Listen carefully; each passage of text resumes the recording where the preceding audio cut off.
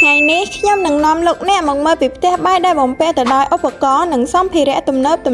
នេះជាថតទូសម្រាប់ទុកដាក់ accessory ផ្ទះបាយផ្សេងៗផ្នែកខាងក្រោមនៃឡាបូយើងច្នៃចេញជាទូសម្រាប់ដាក់សាប៊ូនិងមួយផ្នែកទៀតសម្រាប់ដាក់ធុងសម្រាមជាមួយនឹងម៉ាស៊ីនលាងចានជាលក្ខណៈ built-in ដែលធ្វើឲ្យផ្ទះបាយមើលទៅទូលាយជាងមុនផ្នែក display cabinet ត្រូវបានរចនាឡើងសម្រាប់ការដាក់តាំងសម្ភារៈតុបតែងលម្អផ្ទះបាយកាន់តែលេចធ្លោមានសោភ័ណភាពនិងមានរបៀបរៀបរយជាងមុនរួមជាមួយនឹង microwave oven និងទូទឹកកកដែលបំពាក់ជាមួយមុខងារឆ្លាតវៃដែលអាចបញ្ជាពីចម្ងាយដោយប្រើប្រាស់ប្រព័ន្ធ Smart Home Connection ពិសេសជាងនេះទៅទៀតគ្រប់ឧបករណ៍នីមួយៗមានភ្ជាប់ជាមួយនឹងប្រព័ន្ធការពារសំឡេងដែលមិនបង្កការរំខានដល់ការរស់នៅប្រចាំថ្ងៃនោះទេជាមួយនឹងការរៀបចំផ្ទះបាយឲ្យកាន់តែធំទូលាយនិងមានមុខងារសម្បូរបែប Modern Kitchen Boutique កែច្នៃយ៉ាងលម្អិតដោយគ្រប់ផ្នែកនៃផ្ទះបាយត្រូវបានកិត្តគូរយ៉ាងម៉ត់ចត់ចាប់ពីកន្លែងទុកដាក់សម្ភារៈមុខងារឆ្លាតវៃក្នុងការប្រើប្រាស់ដែលជួយសម្រួលដល់ការរស់នៅប្រចាំថ្ងៃដែលធ្វើឲ្យផ្ទះបាយក្លាយជាកន្លែងមួយដែលពោរពេញទៅដោយផាសុកភាពនិងសុភមង្គល